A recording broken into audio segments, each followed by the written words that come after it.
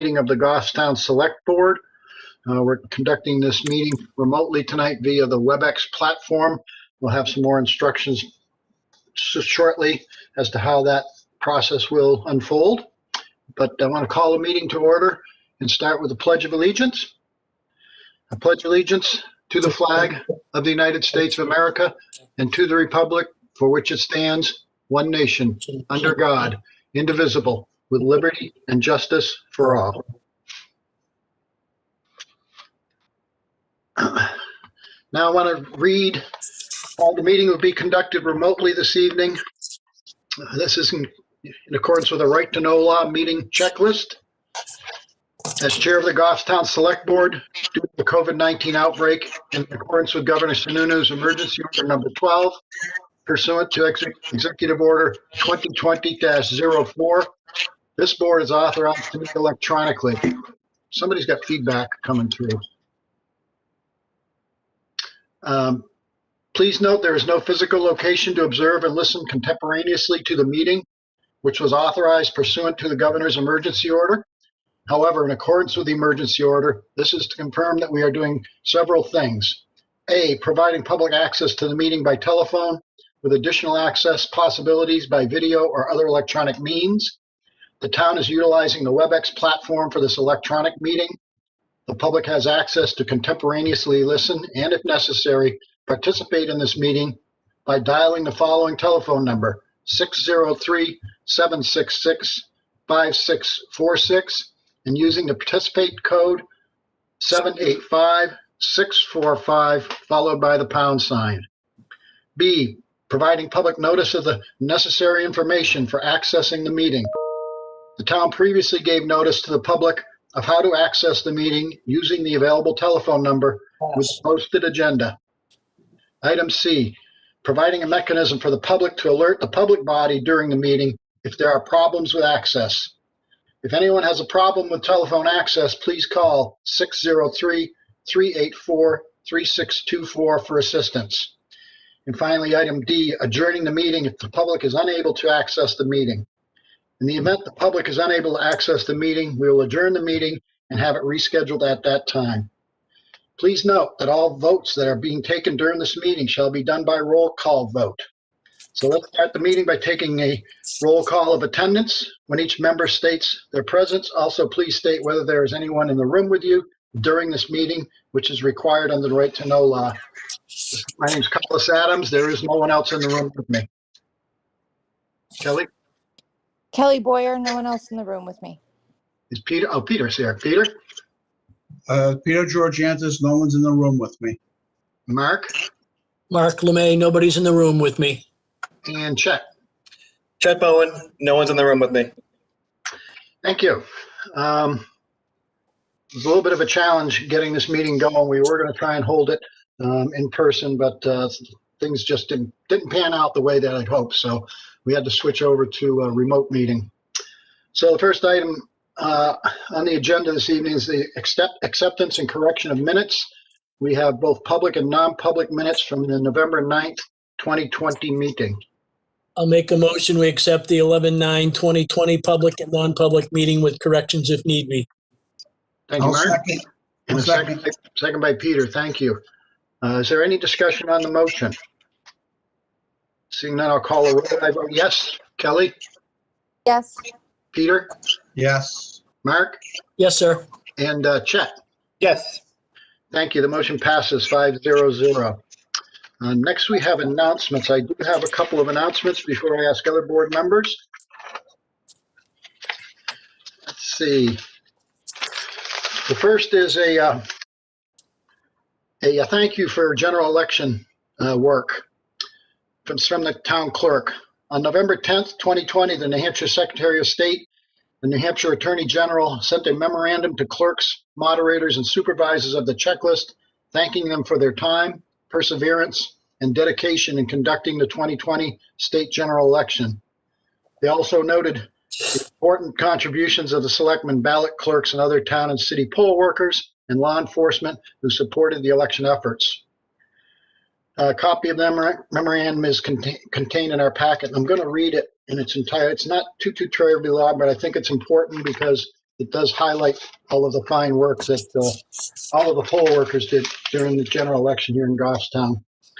This is a memo from William Gardner, he's the Secretary of State, and Gordon McDonald, who is the State Attorney General. It's dated November 2020. Thank you. Thank you to the memo reads, thank you to the clerks, moderators, and supervisors of the checklist for your time, perseverance, and dedication in conducting the 2020 state general election. Those who put in countless hours, devised and implemented unprecedented health precautions in response to the COVID-19 health emergency, and once again made exceptional efforts to ensure every qualified person was able to register, vote, and cast a ballot, and then worked late into the night to accurately count the votes that were cast, are among the unsung heroes of our democracy. We also want to recognize the important contributions of the selectmen, ballot clerks, and the other town and city poll workers and law enforcement who supported your efforts. Government in New Hampshire works because of you and those like you, motivated by love of democracy and committed to selfless public service. It is our privilege to work with you and support your efforts. The COVID-19 health crisis and other unique aspects of the 2020 elections presented challenges not seen in New Hampshire for a century. We know many of you invested exemplary effort planning, attending training, online meetings, and working in your community to prepare for these elections. Reports from and after Election Day provided evidence that your hard work paid off and that you successfully met those challenges. You deserve to be proud of upholding New Hampshire's long tradition of fair, open, and well-run elections. Once again, New Hampshire has set an example for our nation. Your diligence gives life to our Constitution's commitment that all elections are to be free and every inhabitant of the state of 18 years of age and upwards shall have an equal right to vote in any election. New Hampshire is a better place in which to live, raise our families, and work because of your efforts. A hearty job well done. Certainly high praise from both the Secretary of State and the Attorney General. Certainly want to echo that it was a great election. It went off very, very smoothly, almost without a hitch, I dare say. And thanks to the many, many people who made that happen. Your diligence and your hard work certainly paid off with a well-run election. So thank you once again. That's all I have for announcements. Does any other board member have an announcement they'd like to share? Now would be the time. No? All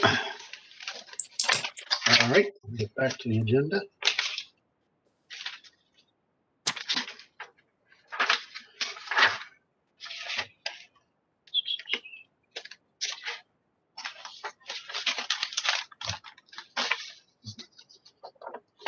Okay, here we go. Okay, item 5 on the agenda is the Main Street program, a warrant article discussion. This is at tab 5 in your packets. Mr. Chairman, do you want to offer up public comment? Because I do have one caller on the line that may wish to make public comment. Oh, you're right. I see it is 6:10. Thank you, Derek. Okay, so it's now arrived at 6:10. It's our first opportunity for public comment. Derek, you say there's someone on the line? Yes, if the caller, if you are interested in making public comment, if you could press *9 on your handset, it'll alert me that you are. All right. So when I unmute, if you could just identify yourself and provide your access and then provide your public comment. Go ahead. Good evening. Good evening. Who's joining us this evening? Hi. Hi. Welcome. Hi. I am the president of the Goffstown Education Association. Thank you. I hope you guys are having a good evening. I'm speaking to you tonight at the request of a majority of the 143 members of the Goffstown Education Association who have asked me to come tonight and present some concerns that they have that they feel the board should be aware of. Last Friday night, the superintendent of schools, Brian Pelkey, in a video, to teachers and parents, a comment that starts with, "We need to use this moment." Oops, you're breaking up. Hold on a second, Ms. Grassett. If all board members could mute for a second, I believe we won't have any feedback issues. That way the public comment will come through a little bit clearer. Go ahead, Ms. Grassett. Yes. Yep, go ahead. You were breaking up earlier.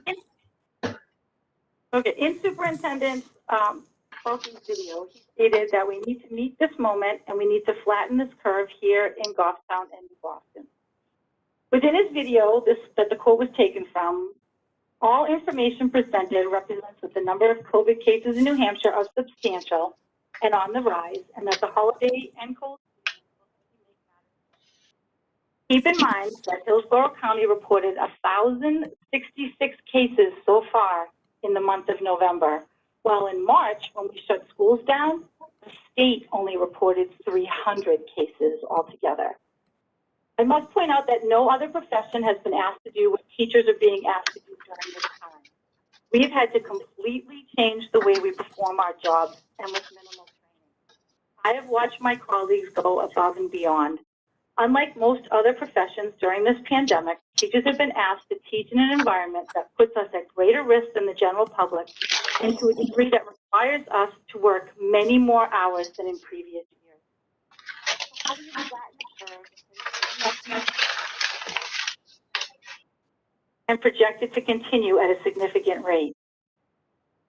While administrators and teachers are working hard to follow district protocols and keep students and each other safe, there are factors that cannot be denied. State restrictions have loosened, which is leading to increased number of cases. The holidays are fast approaching. You can't stop families from traveling out of New England, and furthermore, you can't stop their friends and family from traveling into New Hampshire. What can be done to protect our faculty, students, and families? Act proactively rather than reactively. Most importantly, this is the safest course of action for all. If the SAU waits to go full remote until COVID cases have reached an alarming number and students and teachers start to get sick and schools are forced to shut down, teachers, students, and families will not be prepared. Planning ahead of time to go full remote will allow for a much smoother transition and much more fulfilling learning experience for students because teachers will have planned for remote learning and will be ready for it. Yes, the spring was a problem when teachers were thrown into remote teaching with no preparation. But with preparation and the professional development teachers have received, focusing specifically on best practices in remote learning, teachers will now be able to prepare and deliver effective lessons to students at home. I ask you to consider the following. Safety in our community is the #1 priority of the TEA. In a perfect world, everyone would stay home and follow CDC COVID guidelines, but we recognize that not everyone is able to or going to follow every single rule. We can proactively avoid further community transmission by closing the schools and keeping the students and staff safe at home. As other districts choose to go remote, added pressure and stress will be put on teachers who live outside of the district and who have children who attend school outside of the district and have gone full remote. This will in turn force teachers to choose between their families and their job. If numerous teachers are forced to take a leave of absence, the district will be forced to close due to the inability to staff each building. It is not lost on teachers that while we are in the classroom on a daily basis, meetings with parents, faculty, and in the general public are held via Zoom, telephone, or video conferencing for safety reasons. Please know that within the hybrid model, staff are exhausted and already feel unsafe. There are many teachers who are either in the high-risk group or have family members who are at high risk within the district. At the end of the day, this is a pandemic, a societal environment we've never seen or dealt with before. We cannot pretend that we can go about business as usual. And to best protect our community while providing our students with the most effective education model, hard decisions must be made and people must make sacrifices at all levels. Finally, I must point out that by working remotely, the spread of COVID will not be an issue. All students will receive the same instruction, so the confusion, stress, and complications of hybrid, priority return, and remote-only cohorts will be resolved. Teachers will be able to focus on the quality of education they are delivering remotely to all students, rather than exhausting themselves because they are required to develop lessons to address multiple student cohorts. If teachers are exhausted and stressed, they are more likely to get sick and spend less time in the classroom. Therefore, on behalf of the majority of members of the GEA, I am asking you to be proactive and to make the move to the fully remote model between the Thanksgiving and New Year holidays. Thank you very much. So thank you for your comments this evening. I appreciate that. You're bringing up issues related to the operations of the schools, which is under the purview of the school board. Have you brought your concerns in this to the school board and presented it to them? You know, we have, with the boards, the select board has oversight of the town side of operations. So a question, I guess, is for you is, have you brought your concerns to the school board?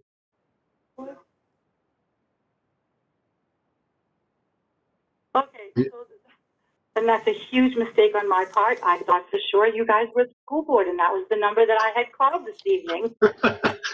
No problem. Nicely prepared presentation. School board now. Is there anything you'd like to share with the select board while we have you? No, but if you want to support the teachers and the school, we'd appreciate it. I know I personally support the teachers and everything they do. They're part of what makes Goffstown a great community. Okay, well, thank you. I appreciate you sharing your thoughts on this, and I encourage you to go before the school board. Thank you for joining us tonight. Thank you. Bye-bye. Bye-bye. Derek, is there anybody else on? No, that was the only person on for public comment. Okay. All right, then we'll get back onto the agenda. We're at item number 5 in your packet. This is the Main Street Program warrant article discussion. Is there someone who's going to present, Derek? Yes, we have the Main Street Director, Dr. Tracy Hutton, and then also the Board President, Ellen Vermakowitz, are joining us this evening. Great. Good evening, ladies. Hi, Tracy. Hi, Ellen. Hi. Hi. Welcome. Thank you. So The floor is yours. Yep, I think you were, excuse me. I presented a letter last week that should be in your packets Yes. regarding the discussion we had about the warrant article last week, as well as a supporting article about how Main Streets are important to the community at large, not just the Main Street businesses themselves. So I basically want to answer any additional questions you have or address any concerns you had about funding the Main Street program at the historical levels that were done in the past. Supporting putting that on the warrant for this year coming. Okay, so you just want to hear from the select board members? You don't have any formal presentation? Because I know we did see your packet at the last meeting, and I think there was some discussion, and I think that's why you're here. And you have the additional information I prepared for after that meeting, correct? Yeah. Yes. Yes. Yep. So, I mean, I know that some of the board members last week didn't have an opportunity to review the budget, so I'm hoping that was resolved. Yep. I know that was one of the issues that was raised. Did you have anything further you wanted to present, or do you just want to field questions from the board members? I think we'll just field questions. I think that that's the most useful, way to use your time this evening as opposed to a presentation. Okay. So I'll turn to the select board members. Do any of you have questions for Tracy or Ellen? Carlos, this is Pete. I have plenty of questions. Are we ready? Okay, Pete, floor is yours. Number one, last year they stated they weren't going to come in for a request, and they are. A little history. I know, I'm not sure if Helen's relayed this, but when Main Street originally started, the town was asked to give seed money to get it going, which they did. And over the last few years, we have continued to support them. Now, and then last year, they said they had enough money and they were not going to come to the town for funds this year. So I understand COVID has changed some things and has helped that they weren't able to do their fundraising, but the town, when the town voted the $15,000 last year, it was in anticipation that we were going to have Old Home Days, Pumpkin Weekend, things like that. Well, the town invested in the Main Street program, and those things were not able to happen. So I would think, my first question is, when I looked at your budget, Alan, we went from approximately $30,000 to $60,000 in a Main Street director. So that would mean to tell me that we're going from a part-time position, which was very successful and able to do some very successful programs in this town, to a full-time position at $60,000. What would that extra $30,000 bring to the Main Street Association? Ellen, do you want to address that, or Tracy? I can address a couple of points that Peter brought up. I do need to respectfully disagree. At no time did I or anybody from Main Street say we would not be coming forward this year. I did suggest that there might be a point in the future where we could be self-sustaining with our fundraising. Obviously, this year we could not do that. And with a full-time director, we can better serve because we're not just an activity organization, but we support the businesses on Main Street. So with a full-time director, we are able to get out to visit with all the businesses, find out what their needs are. This year, we went ahead and revised our grant application, and a number of business owners and building owners applied to that. So we're able to help them financially with that. And we are going ahead with putting up the lights and the tree and all that kind of thing this year. And we have activities planned for Shop Small Weekend to do remotely. We're doing the best we can with these conditions, and a full-time director enables us to do a lot more with regard to working hand in hand with the town hall and knowing our business owners and being able to meet their needs far better, as well as improving the annual activities, which we are hoping we'll be able to do next year, and help with those activities, bring the community together, and hopefully increasing our revenue. So would it be, Alan, would it be accurate to say if that doesn't go through again this year, the town will have spent $35,000 in activities? I don't think, I'm sorry, I'll answer that question. I don't think that that's entirely true. There are activities we're doing this year just remotely or in a safer way given the COVID-19 situation. And next year that trend will continue. There will be programming. We may not be able to have the regatta or some of the more in-person events, but there will still be business development, coordination with the town hall on business development, and other ways to serve the community, even if we cannot have the large in-person events. Okay, can you explain that just a little bit to me then? Sure. For example, we're doing a Cyber Monday raffle that has items from most of the downtown businesses in it, and we're encouraging people to visit the downtown businesses in order to participate in that, and there'll be a live sale advertising those businesses on Cyber Monday. We did the pumpkin hunt that benefited the community with Main Street money. We're doing safe from your living room tree lighting. So we're trying to adapt our existing events in ways that make them safe for the COVID-19 situation, and as well as do all of the other community development activities. So I think that while it won't be the same, it'll still be present. So if your fundraising doesn't come through, those items you just mentioned really are not fundraisers.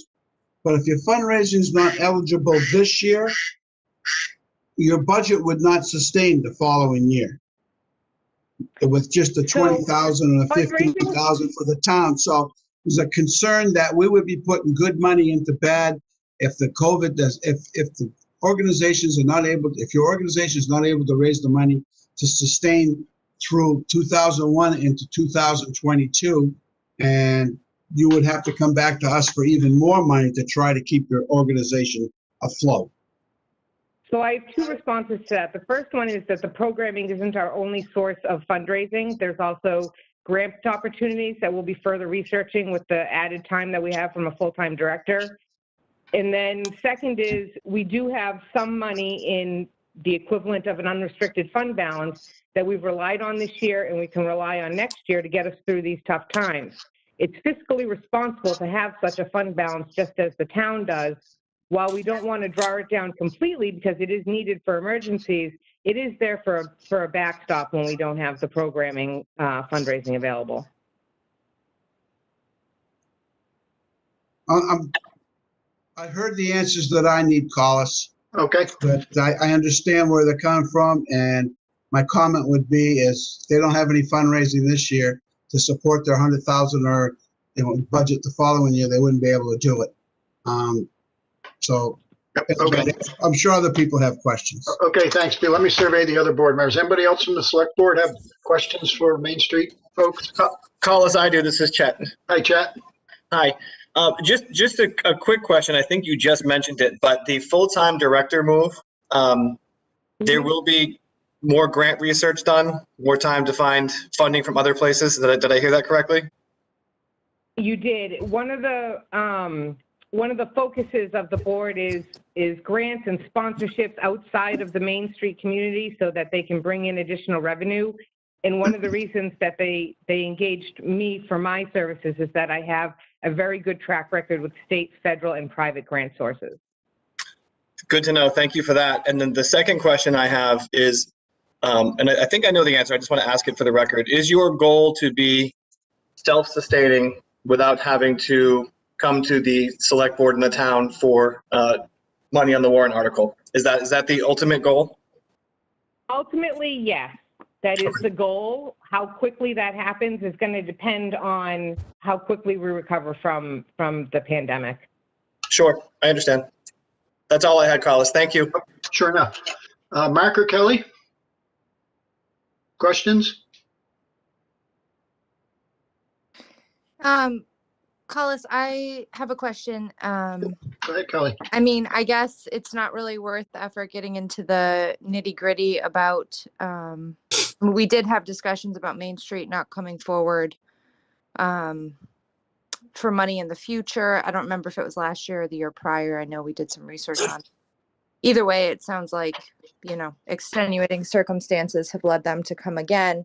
My question though is that, Ellen, I know last year there had been questions about the fund balance that you had or restricted at the time, and then it came through that it was unrestricted. And I understand that you guys have had tough times. Obviously in the town we feel that as well. We're having to make some difficult decisions about money this year, and knowing that you have access to all of these additional funds that previously you were under the impression you couldn't touch. I mean, it's a tough decision for me to support $20,000, knowing we're going to have to make some tough decisions as well, knowing how much money you have in the bank. And that previously was part of the discussion about why we supported the funding. So is that something that's being taken into consideration in this request again? It is. There was there was about $30,000 spent this year from the fund balance, and it's projected that the same will be next year. Additionally, what we're really asking for is the select board's support in putting this on the warrant so that the community can make the decision as to whether or not they support the Main Street program. Right, I hear you, but we still also have a responsibility in the total budget, and we're gonna have to make decisions this year. So I just appreciate clarification, and that's it, I guess. Anything further from Ellen or Tracy on that? Or Kelly, do you have a follow-up for them? No, that's it. Thank you. Okay. Thomas, I got another follow-up.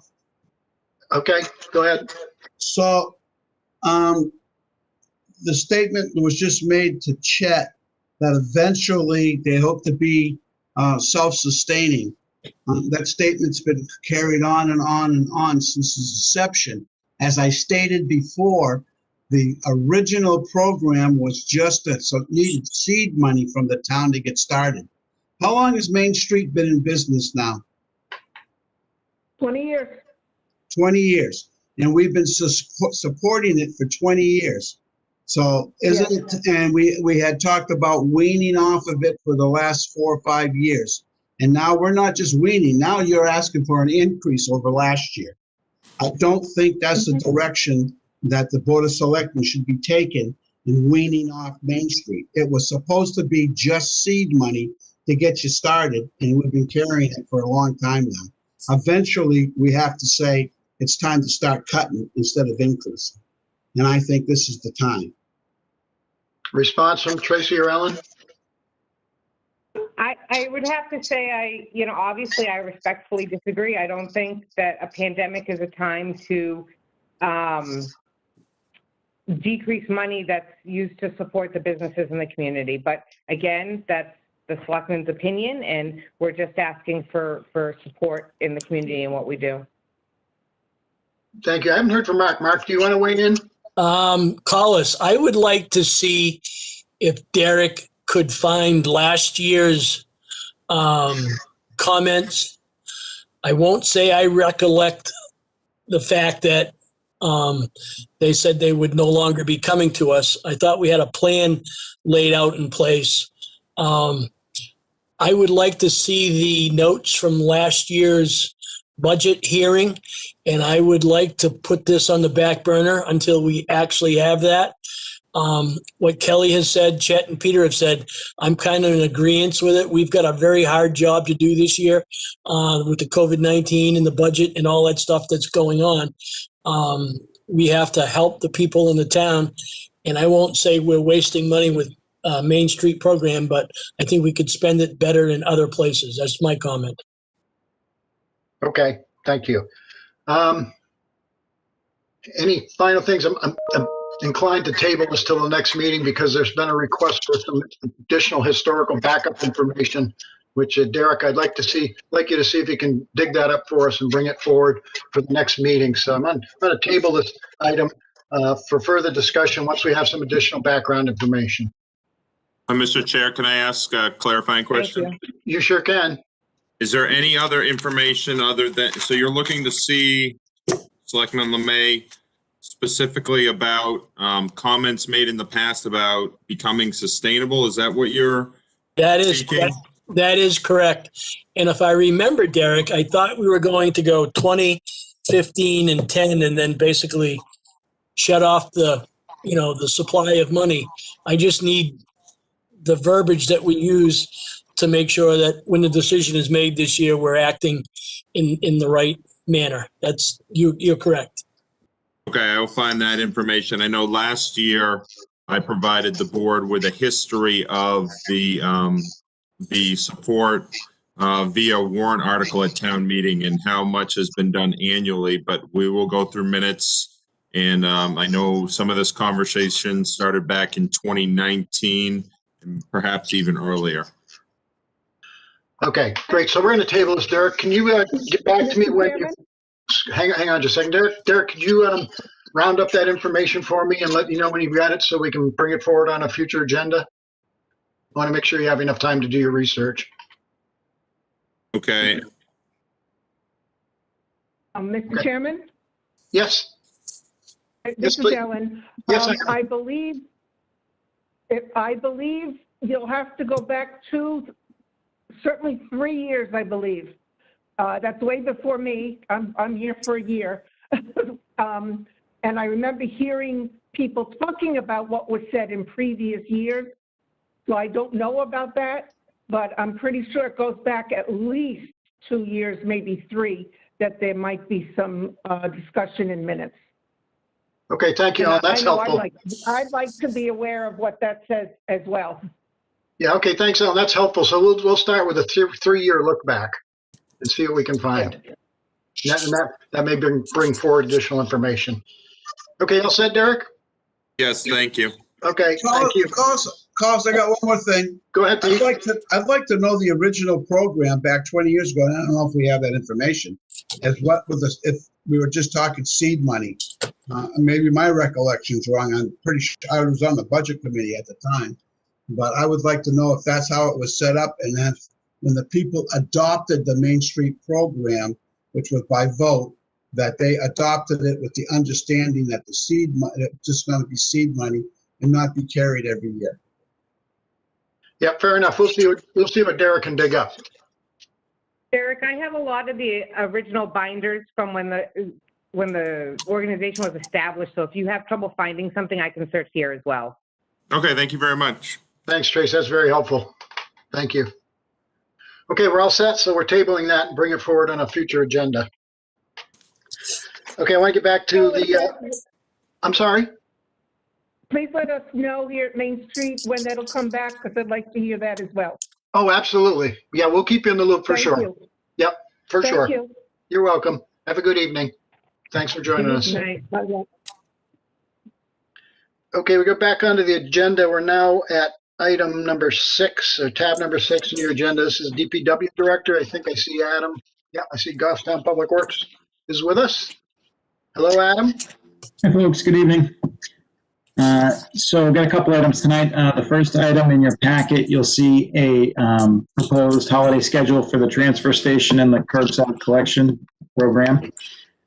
We largely use the same, we did use the same scheme as the past couple of years, where if the holiday falls during the week, we usually observe that holiday at the transfer station that day, and then shift the curbside recycling for the major holidays and keep it on schedule for some of the lesser observed holidays.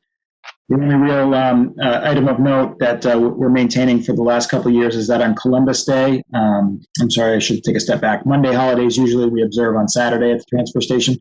A couple of years ago, the select board had asked if for Columbus Day being the high fall cleanup time of year, if we could instead take a Tuesday holiday instead of Saturday to give folks a good, nice long weekend to bring in some yard waste there at the end of the season, since everybody accumulates at the end of the year. So we're keeping with that schedule as requested, but otherwise it's the same scheme that we've used the past couple of years for holidays. So with your approval, we'd like to go forward and get our materials printed up and get this on our website. Okay, any questions from select board members on the schedule that Adam's brought forward with his explanation? Mr. Chair, I have a question. Yes, Kelly. Adam, would this have to go through any additional union discussions? It does not. I think they may have they do have a blurb in their contract about schedule changes. We try to get this out early enough where we meet that requirement in advance. Okay, thank you. I'd like to make a motion, we adopt the Goffstown Transfer Station 2021 holiday schedule. Kelly, were you done? Hang on just a sec. Kelly, are you done?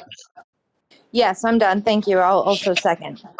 Okay, thanks. Peter made the motion to approve the schedule. Kelly made the second to the motion. Is there any discussion from board members? Seeing none, I'll call the roll. I vote yes. Kelly? Yes. Yes. Peter? Yes. Okay, Mark? Yes, sir. And Chet? Yes. Thank you. The motion passes 5-0. Adam, you had another item. I do. Thank you.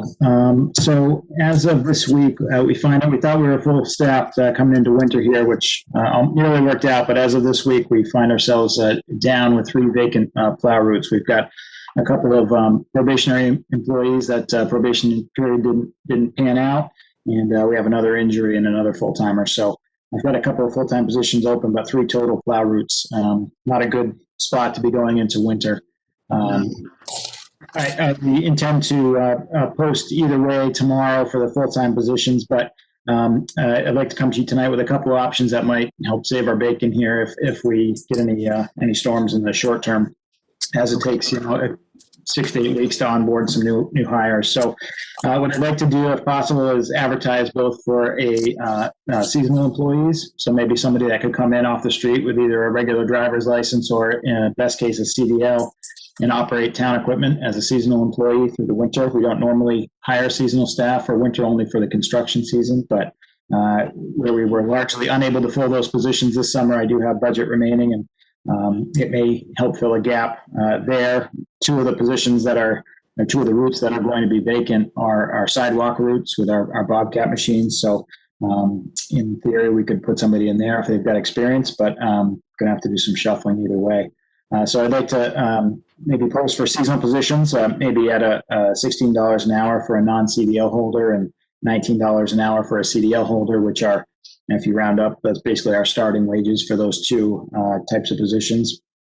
But I'd also like to cover our bases and see if we've got any folks out there that might be owner-operators or somebody with a plow truck and spreader or a six-wheel dump truck and spreader and plow, and maybe piggyback using the New Hampshire Department of Transportation's annual contractual plowing framework. They have variable rates depending on the qualifications of the operator and then also whatever equipment they would bring to the table. So we'd be looking for somebody here that has their own equipment and fully insured that could come in and put the town on their insurance coverage as additional insured and plow and pick up those routes for us.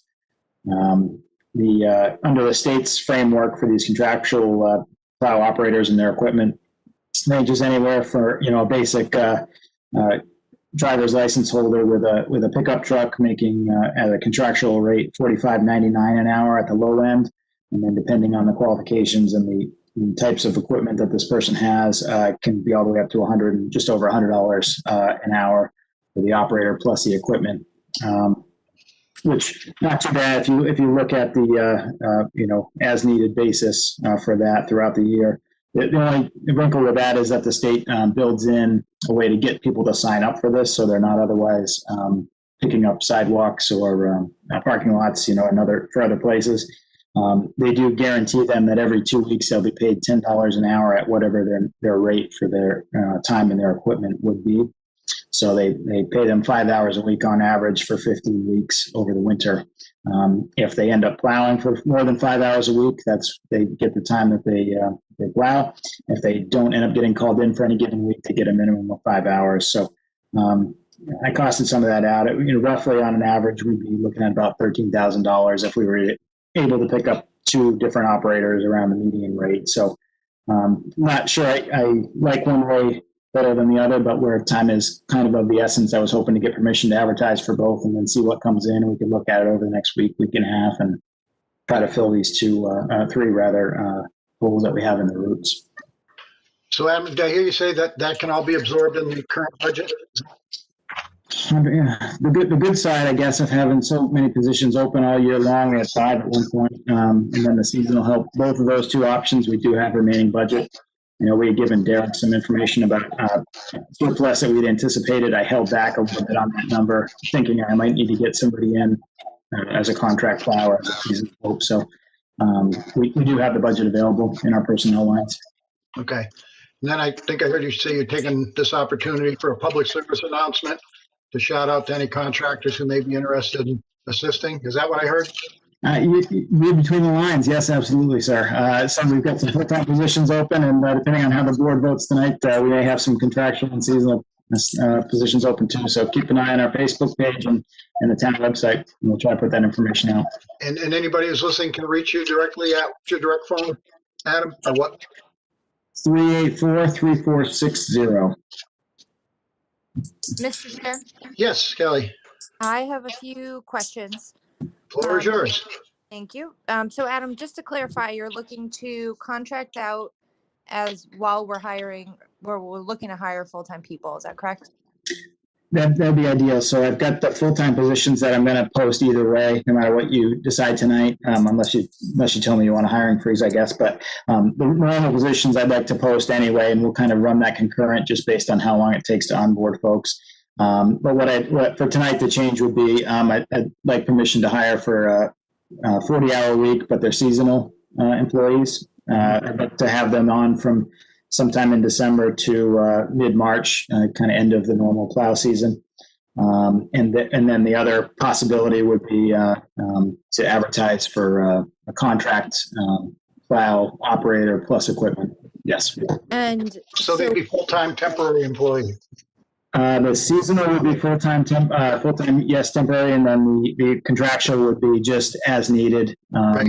If you wanted to go with the DOT framework, we'd have that 5 hour a week minimum pay no matter what. But But really it'd be as needed for the storms. And Okay, then Kelly, you have a follow-up? Yes, I do. So then my assumption would be that we would pay per Hey, plow. Dave, if that changes anything in there, let me know. Oh, sorry, Kelly, say again. Kelly, you had a follow-up? Yes, please. Sorry, I don't know what happened. So my assumption for that, Adam, would be is that we would pay per plow in that instance if we contracted, correct? That's right. So it'd be on an hourly basis. If you like the DOT framework, I can screen share too if it helps to take a look at kind of how they break that down. But under the DOT framework, it's on an hourly basis, and it depends on the license status of the driver plus whatever equipment they bring. So a pickup truck with no sander is different than a pickup truck with a sander, or a 6-wheel dump truck with a sander and a hydraulic hoist, that sort of thing. So Okay, and then for more flexible equipment. right. And then based on the budget amount that you have left, do you believe that we can sustain that over the course of the winter? I do. It's the kind of thing where if we find ourselves in a pinch for some reason, the nice piece is it's straddling budget years, of course. So with what I've got left in 2020, unless we have a historic December, I have no concerns. Going into 21, I wouldn't want to, go absolutely crazy, but we do need to get these routes covered one way or another. And once, if I get some takers on our full-time positions, we could always, call it quits with either any contractual folks that reply to the ad or any seasonal folks that we get on board. We could very well end up with a mix. Maybe we get 2 contractors that are interested in one seasonal person to cover the 3 routes or vice versa. Okay. Yeah, thank you. I was asking, just knowing that contracted rates are typically much higher. So I just wanted to be sure that you were confident we could sustain it. And going along with budget, how's the salt shed? Salt shed's in good shape. We've got a full shed, knock on wood. We won't have any issues tonight. But full shed and budget's in good shape. So I think I actually adjusted down our salt number for 21 a little bit in the proposed budget, just based on how we were sitting at the end of this year. Yeah, I'd be interested to see what kind of cost or what kind of rates we could get generally, and seeing what our options are. I don't know how the rest of the board feels, but seems like a good idea. Questions? Yep, go ahead, Peter. Kelly, wait a minute, Kelly, are you done? Do you have any more follow-up? I'm all done. Thank you. Okay, go ahead, Peter. So Adam, if I understood you right, let's say you hired 2 contracted services that are contracted at $100 an hour. That would cost us $1,000 a week, whether they went out or not. That's right. Yep. Okay, and we never have done a lot. I mean, as far as plowing, December's always been a slow month. Is that a good investment for us at $1,000, or if it's $1,000 a week? It's tough to say, I guess. That's almost the kind of thing where you wouldn't know until after the fact. I think kind of just looking at the calendar and the way it's shaken out, it may be a stretch to even think we can get somebody lined up by December 1st with their proof of insurances and come in to get their equipment inspected and all that. Part of the deal, of course, is these folks are otherwise trying to make money somewhere, doing some kind of winter work. So you do need to give a little, get a little, I think, and sort of get the hook in them, so that may be part of the cost of doing business. Of course, I hate to overpay for that. We can always reevaluate too if it comes to the end of November and we haven't received any feedback whatsoever. I might need to be back here and kind of regroup too. When you set up your budget for 2021, did you figure in contracted services? No additional contracted services than we normally would have. Just this news that I'm giving you tonight, and being short 3 plow routes, is actually new since we last talked the budget. The two probationary plans didn't work out just last week, and then the injury on Wednesday. So I'm pretty hot off the press as far as this change. Is it possible for you to kind of project, based on past couple of years, of what kind of hours you'd be talking about? I know this year is not going to be that difficult, but starting Right. November 1st, when you have January, February, March, can you predict them, kind of look at in the history and see what we've done for hours of plowing? I can certainly try to zero in on that. In general, I like to tell folks you could plan on about 10 plowable events on an average year. Sometimes the trick normally with full-time employees is whether or not that falls on a weekend or Friday at 5 p.m. the storm starts and then all that storm is on overtime. So that's usually kind of a discussion point, is how much overtime to budget. But we normally plan for about 10 storms. So it could be talking of potentially $25,000, $30,000 over the 3-4 months. If we had some heavy events, it could be, yeah. Or long duration storm events. Yeah. Right. Okay. Just one more thing I want to bring up. Make sure we would say happy birthday to Adam. Happy birthday, Adam. Thanks. What a birthday present it was to have this discussion too. Anything else, Peter? I'm good. No, I'm good. Thank you. Mark or Chet, do you have anything for Adam? All set. Okay. I'm all set, thanks. Okay, I'm all set, thank you. Kelly, one last touch base with you. You all set? You want a motion? I'm all set, thank you. Okay. You Yeah, want if a you're motion? prepared to make a motion, sure. I'll make the motion that we allow the DPW director to go out to look for 2 plow trucks and operators seasonal to complete what we need to do for plowing for the town of Goffstown. Okay, thank I'll you, Mark. We'll come second back to the calendar as a separate motion. Okay, did you second it, Peter? Yeah, I did. Okay, so it's a motion made by Mark and seconded by Peter to approve the request relative to the plow routes. Now, can I just ask one question, Collis? Sure, of course, sure. And maybe this is something for Derek. Is it necessary for us to do this year and next year separately?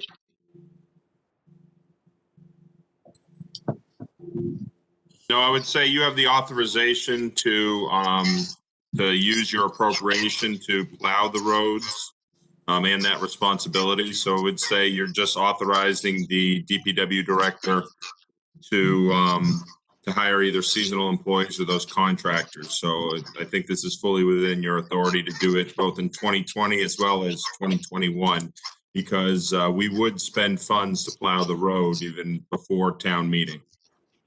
Yeah. All right, thank you. I just wanted to double check. We didn't have to do 2 different ones.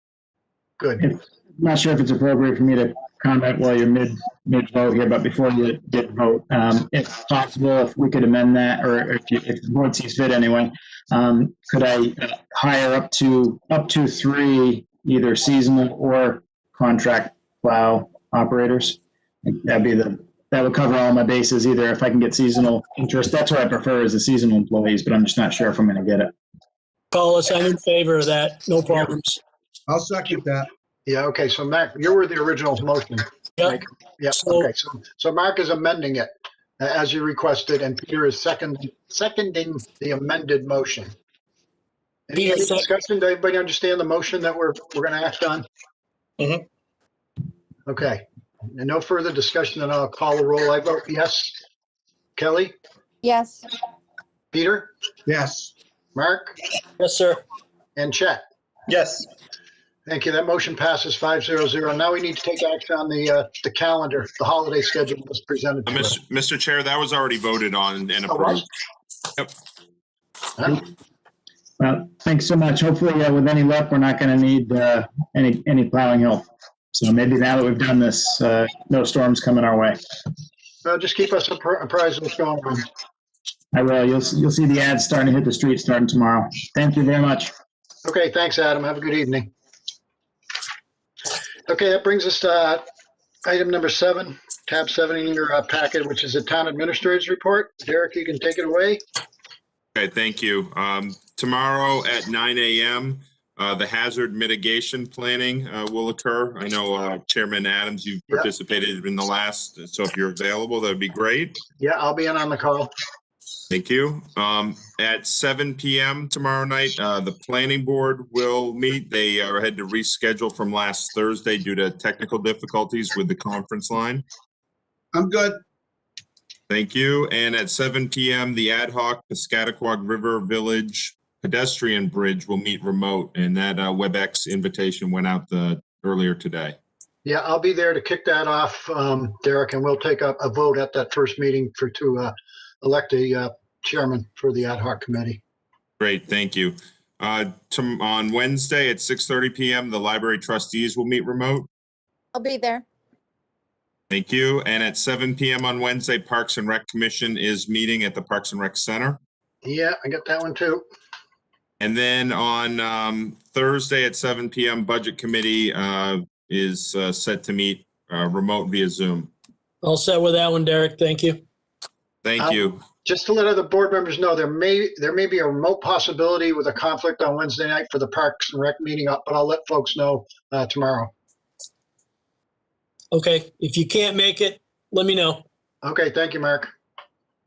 Your next page, you have your consent agenda. You have a employee status report for a fire lieutenant to captain promotion. And you also have manufacturer's certificate of origin and bill of sale for the Bobcat skid steer loader. That needs a signature of the chair. Yep, that's been signed today. Motion, if there's nothing else, motion to approve the consensus agenda as presented. Thank you, Mark. I'll second that. Seconded by Chet. Any discussion on the motion? Call the roll. I vote yes. Kelly? Yes. Peter? Yes. Mark? Yes, sir. And Chet?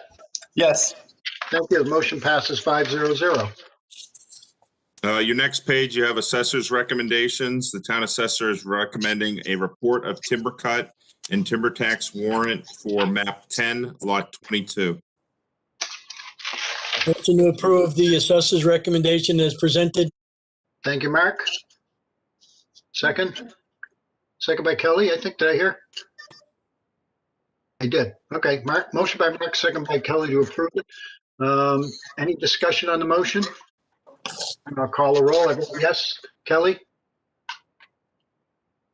Kelly? Yes. Thank you. Peter? Yes. Mark? Yes, sir. And Chet? Yes. Thank you. That motion passes 5-0-0. Your next page, you have the Goffstown Town Hall proposed 2021 holiday schedule for your review and approval. I'll make a motion, we approve the town hall holiday schedule. Thank you, Peter. I'll second. Second by Chet. Thank you, Chet. Any discussion on the motion? I'll call the roll. I vote yes. Kelly? Yes. Peter? Yes. Mark? Yes, sir. And Chet? Yes. Thank you. That motion passes 5-0-0. And the last item I have is a volunteer appointments for Economic Development Council. These were both recommended by the EDC when they met on November 4th. You have, they're seeking an appointment for Charles Birchmeyer as a regular member with a term expiring March 31st, 2021. And then an appointment of Jeremy Jones as an alternate member with a term expiring March 31st, 2021. Motion? I'll I make got the a question though. I do have a question. Okay, Peter, go ahead. Is this replacing somebody? Did somebody drop out? No one has recently dropped out. We did have one member, Mark Stevens, I think is his last name, who went to being an alternate as opposed to a full member. Correct. So how many alternates do you have on that board? Now we would have two. Okay, so I understand you, Charles Birchmeyer would be replacing the person who's now an alternate. Correct. Okay. I'll make the motion, we appoint Charles Birchmeyer as a regular member to term expiring March 31st, 2020 to the Economic Development Committee. Okay, well, how about the second appointment? Let's take them both. Oh, you want to do both? Yeah, sure. Then I'll appoint Jeremy Jones as the alternate member terms to expire March 31st, 2020 also. Thank you. So motion's made by Peter, Second. second by Kelly. Any other discussion on the motion? I'll call the roll. I vote yes. Kelly, Yes. Peter, Yes. Mark, Yes, sir. and Chet. Yes. Thank you. That motion passes 500. Let's see, we're down to the select board discussion. Any new business or old business that members want to bring forward? Feel free to chime in.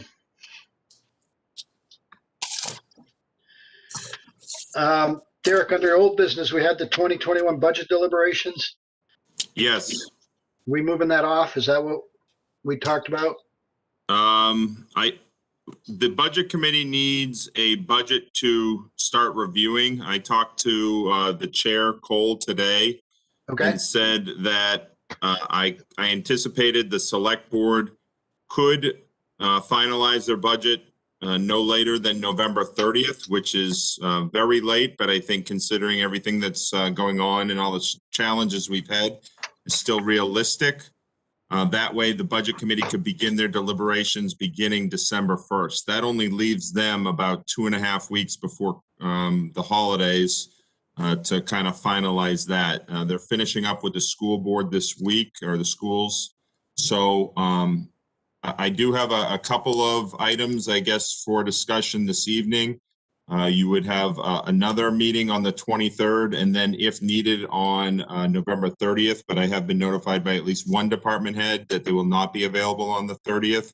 So I think we as department heads are prepared to start providing information to the board and see if you need any further information from us so we can get the select board to send a budget over to the budget committee. okay, is Cole on board with that proposed schedule? Yes, when I talked to him today and corresponded, he said that that was fine if that they would start their review and on December 1st. Okay, thank you. I'm sorry, I didn't mean to speak over somebody. Was there somebody that was wanting to say something? No? Anybody? I have a question. Yeah, okay, yeah, so we're looking for it. Peter. Go ahead. Derek, where we're at now in the budget, I know we haven't really gotten that far, but what would be, have you looked at possible what the tax impact would be? Yeah, if you could give me, I would say 5 minutes here. I have prepared 6 or 7 slides to kind of give the board an idea of where we are, and I think this will give you an idea of what needs to be done, and you can decide if you wanted to work on it or to task department heads with coming up or where you want to proceed. But I think I've got a pretty good overview of kind of highlight where we are right now. Yeah, that would be helpful, Derek. Why don't you share that with us? Okay.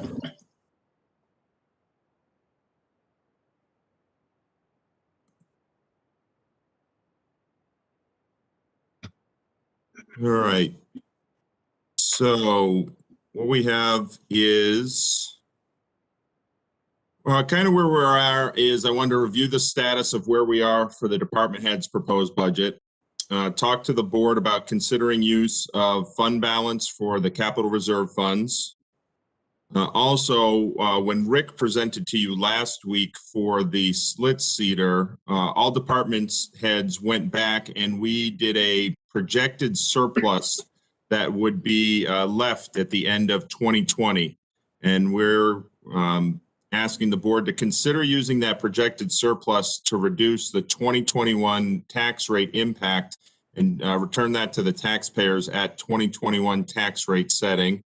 And then if you, again, want to deliberate, and the deadline would be the 30th. But this is where we kind of are. Now, this is worst case scenario. You don't use any fund balance. You vote to recommend every every warrant article, every separate article right now that you have before you. So this is really what I would say is the worst case scenario starting point.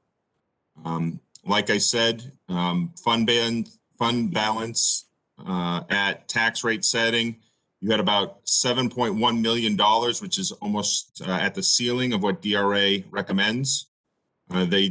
Both the select board policy and a DRA recommend 8% target, which is around $4 million. So we would say consider using $300,000 for the fire apparatus capital reserve fund and $100,000 for the Grassmere Town Hall capital reserve fund, as you have in the past. And what that would give us a more realistic starting point of there would be an increase in collected taxes on the town side, about $1.9 million, with a projected tax rate of $9.34 on the town side. So $1.10 increase, huh? A $1.10 increase. So department heads went and looked at where we are with our current budget with vacancies or savings in some of the lines. We can get a more accurate projection as we approach the end of the year.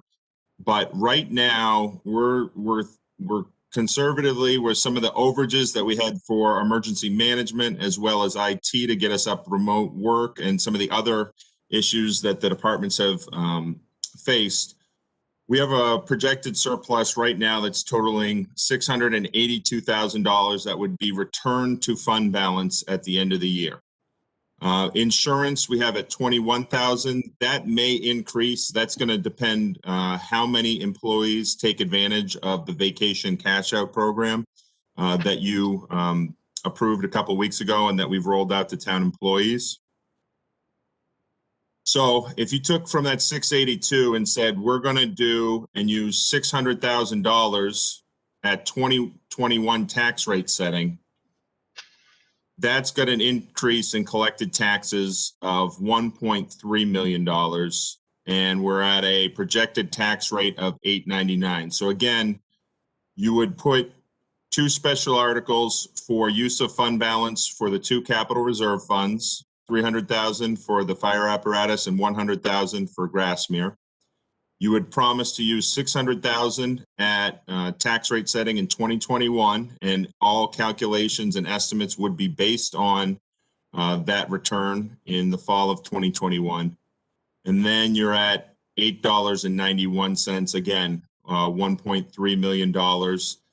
That does not, other than the $400,000 that would come out, other than that, you would still have the 7.1 million. So you'd have about 6.7 million left in projected fund balance if you wanted to move any other projects or fund any other projects from that.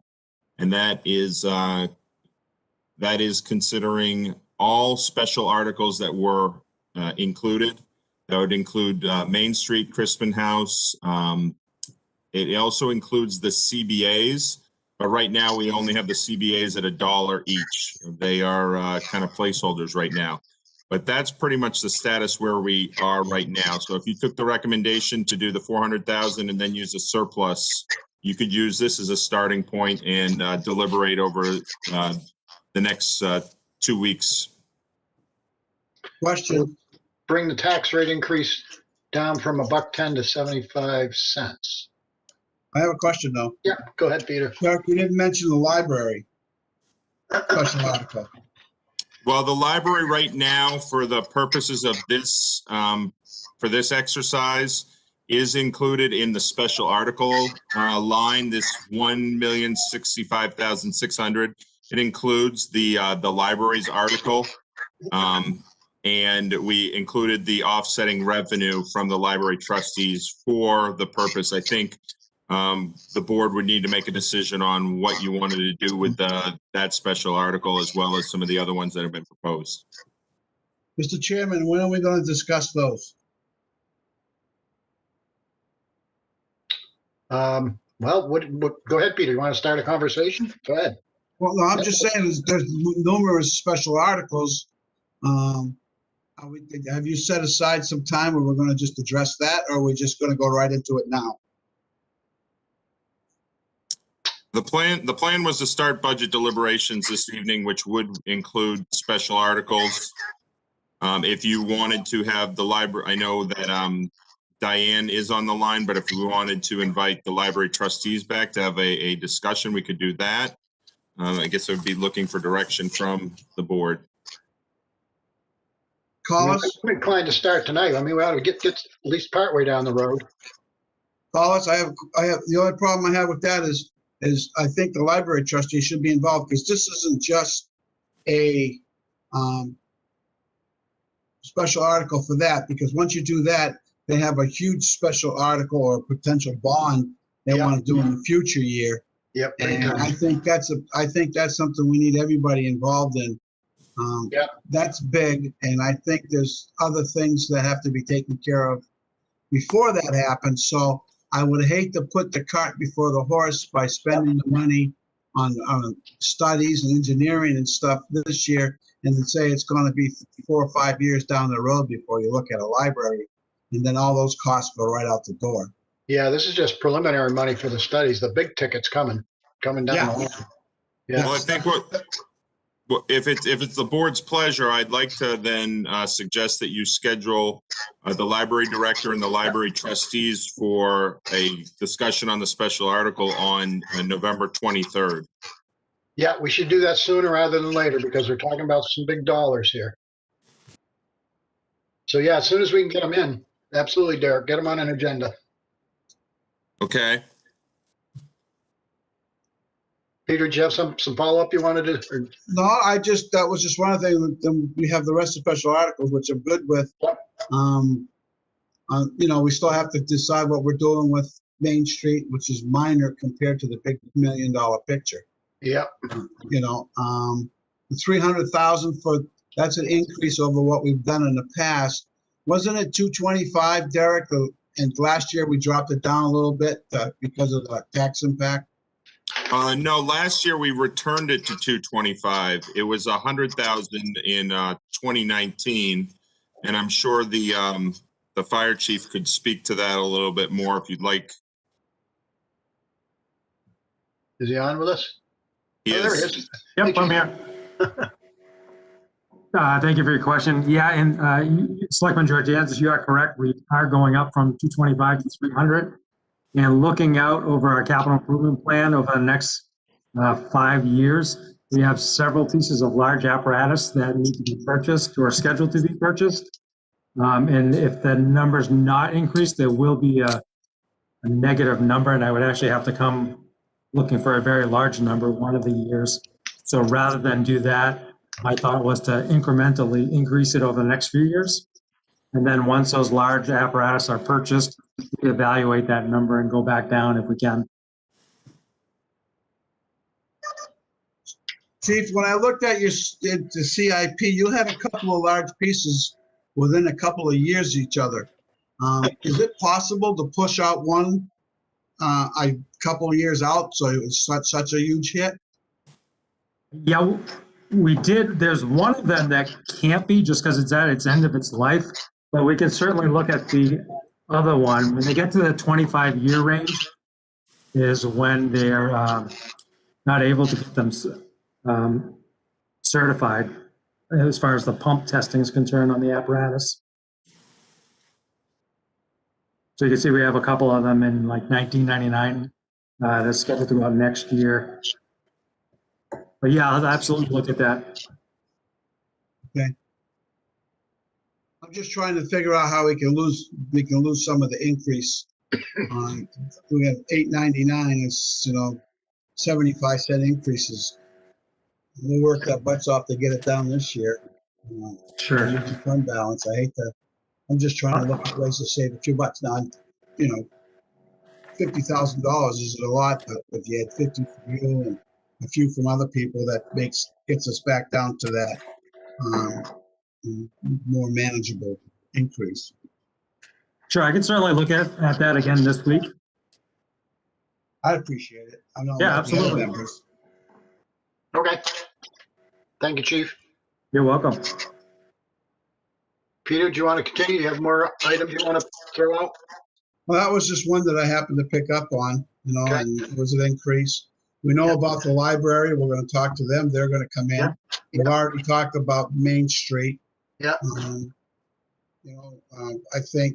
I don't think, to be honest with you, the way it looks now, if we can just cut a little bit here, cut a little bit there, and then commit some of that fund balance for next year Yep. or to the projects, I think we can get down to a level tax rate. I honestly believe that. I think that would be great if we could do that, especially in these trying times, to show folks that, we feel their pain and doing everything we can to try and get this thing down to a no net increase in the tax rate.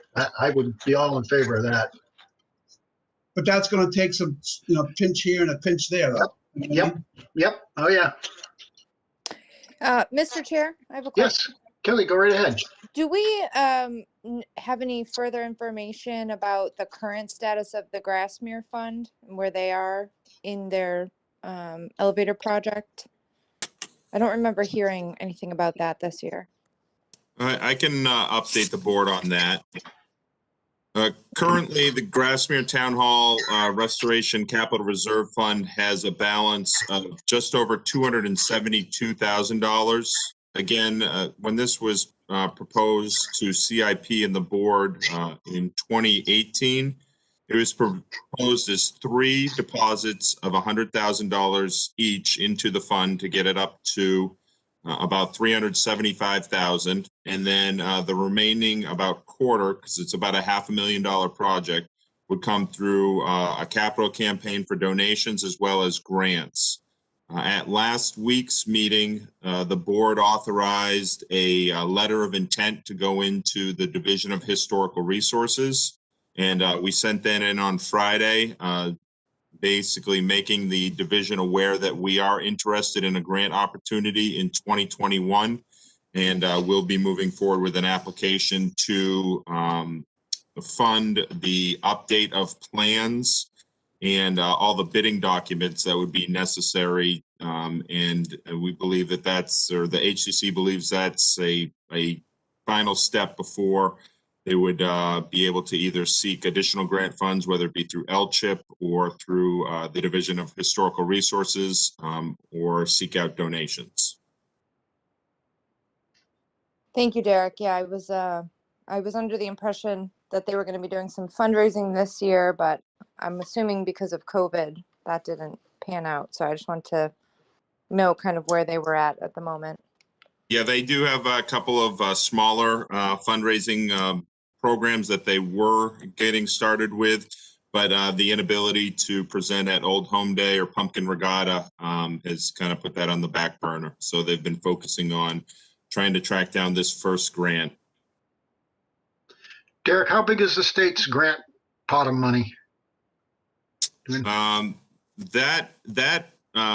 particular one that we're going for right now to update the plans is in the last 5 to 10 years, they've really focused on educational grants for programs, and we use that to fund some of the historical signs at the library and some other locations. So the division's been a little bit more keen on funding those versus brick and mortar.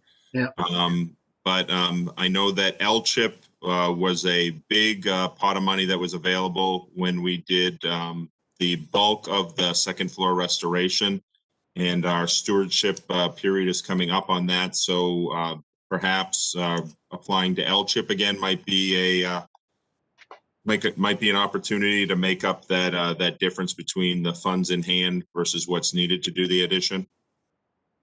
Okay.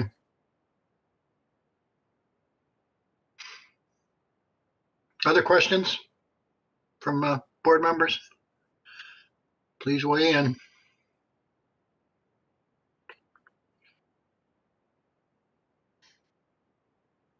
Derek, what more guidance do you need from the board? It sounds as though, I've heard from at least one board member that you'd be looking to, if you were to use that 400,000, and if you were to use what we've identified as a projected surplus at tax rate setting next year, you're still seeking to get closer to a level tax rate. Again, the tax rate is a little bit going to be a little bit strange next year, talking with the assessor, because right now he's at about 85% on residential properties. So he will be doing a statistical update next year. So you're not necessarily promising an exact tax rate for next year, But if you were looking at not, you know, a minimal or, let me stop sharing my screen. If you were looking to do a minimal tax collection increase, or as Selectman Georgiana said, a flat, there is still more work to be done. It sounds as though, from speaking with the chair today, that and looking at the numbers and also talking with the fire chief about the COVID numbers, that remote meetings are going to be in our future, probably through the end of the year, just with the transmission numbers that are up. So I don't know what the board's preference is to tackle the 2021 budget. Well, my personal preference is to let the department heads know that, you know, we're looking to try and come out of this with no tax increase. Now, that may not be possible. And if it's not, then a very, very minor tax increase. And so they give them enough heads up so that they can sharpen their pencils and look for places to even cut back some on their proposed budgets. And I think we ought to give them that heads up. And I think the only pushback that you might have from department heads is the majority of this increase right now lives in CIP.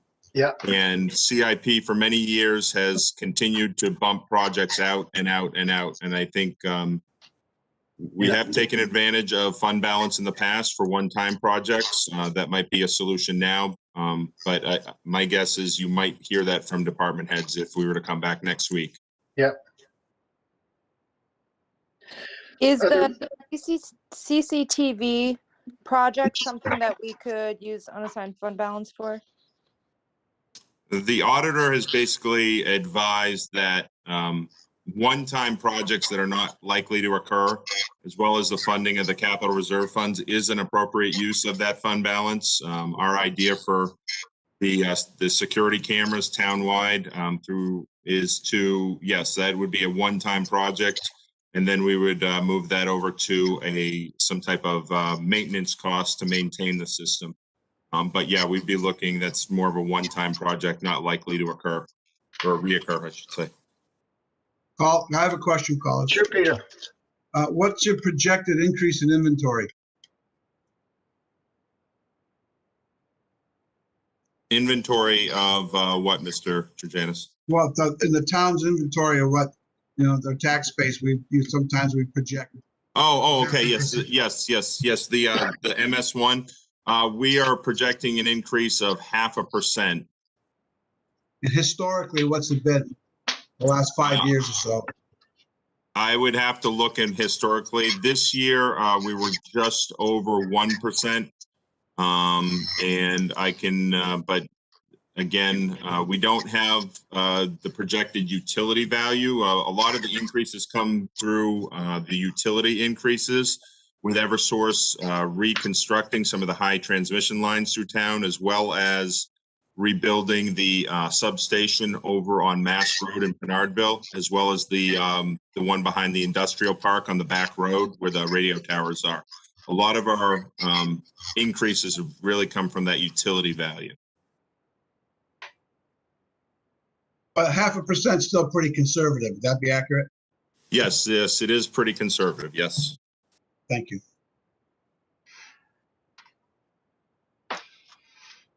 Other members of the board? Questions?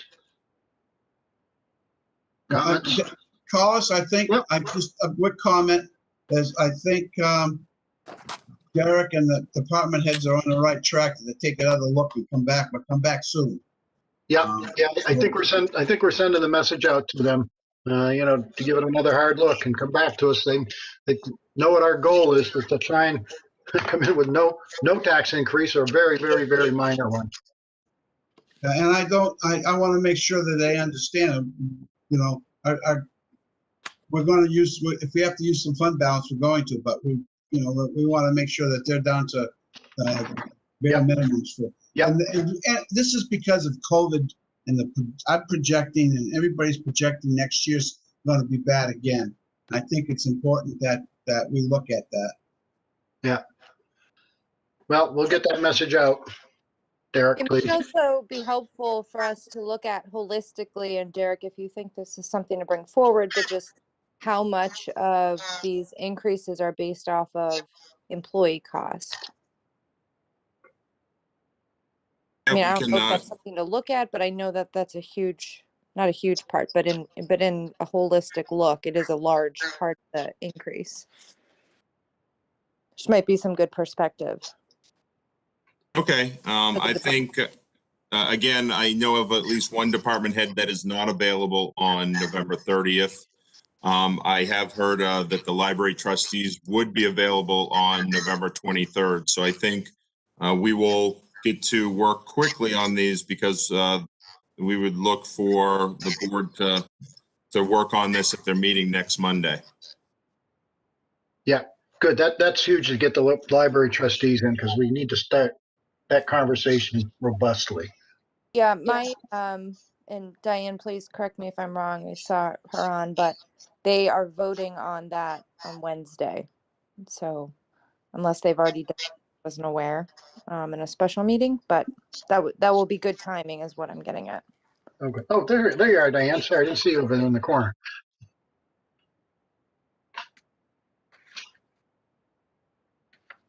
I think she, Yeah, the library trustees will be. Yeah, you're breaking up badly. So, and Amy is available next Monday to meet with you. They're voting on Yeah, Diane, you're breaking up badly. Can anybody else hear her? at their meeting. I can't hear any of that. Can anybody else hear it? Diane? No. Diane, I'm going to mute you. Testing, You are breaking. 1, 2, 3. How about that? It's all broken up. I couldn't understand it. Yeah, we can't understand anything you're saying, Diane. It's all breaking up badly. I do think she said that Amy will be here on Monday, though. That's important. And I think Yes, she did confirm with me on the side during tonight's meeting that Amy is available. She's actually watching this meeting, but she will be available next week to meet with the select board and talk about that special article. Perfect. Good, thank you. What else folks want to raise tonight for discussion? I think we've given some direction as to where we want to go with the budget in the near term here. So what else, Derek, would you like for direction from this board? No, I guess it sounds as though you're looking for a recommendation from the department heads on how to get towards a level funded budget. Yep, no tax increase. Yep. I will pass that message along and we'll have that information for you next Monday for the board to consider. Terrific. Anything else for Derek from board members on the budgetary discussions? Where are we going from here? Let's see. We have Action matrix. Yep, action matrix. Yeah, where is my action matrix? Because we do have a non-public still, right, Derek? No, we do not have a non-public. Oh, we don't have that. That's okay. Yeah, we're gonna drop that. Okay. Oh man, where's Adam's still there? I don't see him. Adam's still on. How's that recycling truck looking? It said to be determined, but big work, little work? I think it's going to be little work. Had some of the rollers for the packing mechanism had failed, and it's not a very common inspection point for the operators, and it looked like one of the rollers failed, and then the second one did, and it started packing the machine the wrong way. So that's kind of what happened. It wasn't an accident or anything. It was sort of a failure of some of the mechanics of it. Mechanics have got it narrowed in and got the parts, I think, already in hand. I don't believe it's back on the road yet, but shouldn't be too bad. Thank you. So on the action matrix, I do see that we're still bringing forward the Wallace Road, Mass Road roundabout. We'd already taken action on the lighting. Those are all in and working. Then there are improvements 1 through 4 of the VHB report, and the notes here say that there's going to be addressed through the 2021 road plan. Is that still the plan, Adam? Yes, sir. That was the thought. I think I had maybe pulled the board one night, and that sounded like the consensus opinion. Build it into the road plan. Yeah. Okay. Thank you. Collis, I have a question for Adam. Sure, Mark. Collis, on the vac-on truck, is that broken or do we not have operators for that truck? Depends what time of the year you ask me that question. It's kind of been a little bit of both throughout. At the moment, we are operator limited, but the machine is ready to go if we had full staff. Okay, all right. Because I saw the Belmore truck around, and curiosity got the best of me, and I went out and spoke to Mike, and I got an answer I really didn't like, but I'm not going to discuss it tonight. And that's why I asked you the question I asked you. Are we up to par with operators, or the truck broke? Yes, sir. Yep. We between staffing and then the truck did have issues earlier in the season. We got pretty well behind the 8 ball this year. Sewer commissioners voted a couple meetings ago to spend a little bit of money into season to try to get some of their sewer structures clean, see how they like the contractor model, and if it's the way they might want to go in the future when it's time to replace the truck or not. So the hope is we can give you full staff and the truck will be ready to rock in the spring, and we'll get back into the normal swing of things. But we'll at least have a data point, if nothing else, to see what it would cost them to do their part of it with the back on from somebody else. I was going to make a suggestion to you. You've got a little bit of time. If we were to replace the vac-on truck, what that vac-on truck would cost new, or do we want to hire out Belmore for the year and come up with a price and see what the difference in savings is? I'm anxious to see what they accomplish with sewer. I know they've got a contracted rate with him set up, so I'm curious to see how that things pan out and how much they can actually get done. In the past, when it's been looked at, it is a good bit more expensive, and you lose the ability to have that same person year round for emergency responses and stuff. So in the past, the finances haven't worked out right, but it's been a bit, so I'm curious to see what they get done, because I'd like to look too. All right. Thank you very much. All set, Collis. Thank you. Okay. Thanks, Mark. Anything else? Non-public? Public comment? Yeah, nothing else from the board. We're all set, because we will wrap up if you don't have anything else you want to bring forward. Yeah, okay, so one last opportunity for public comment before we close the meeting. Is there anybody out there, Derek, that you see? No, I don't have anybody on the telephone. Motion Okay. to adjourn? Thank you, Peter. Motion to adjourn by Peter. Second? Yep, second. Second by Mark. I vote yes. Kelly? Yes. Peter? Yes. Mark? Yes, sir. And Chet? Yes. Thanks, folks. We're adjourned. Thanks for tuning in. Those who are watching us on Goffstown Television and other media outlets. That concludes our meeting tonight. Thank you for joining us.